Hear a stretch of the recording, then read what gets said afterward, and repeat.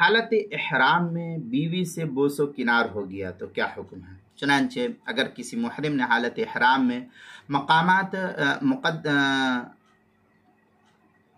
مقدمات جمع یعنی جو دوائی جمع ہوتا ہے، جمع سے پہلے جو بیوی کے ساتھ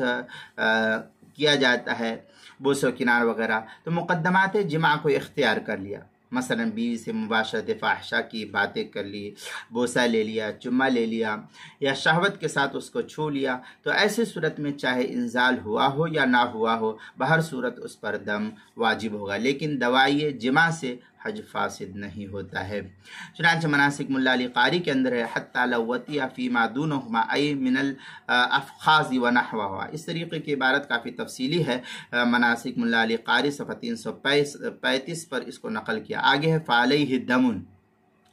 ملا علی غنیت الناسک صفحہ 368، فتاوی ہندیہ پہلی جلد صفحہ 244، فتاوی تاتار خانیہ تیسری جلد صفحہ 582 پر ہے۔ البحر الرائق کے اندر تجب الشاۃ ان قبل او لمس بشہوۃ، اس طریقے کی عبارت البحر الرائق جو کوئٹہ کا چھپا ہوا نسخہ اس کی تیسری جلد صفحہ 14 صفحہ 15 پر اس کو نقل کیا۔ کتاب المسائل تیسری جلد صفحہ 196 اور 197، عنوان ہے حالت احرام میں بیوی سے بوس و کنار۔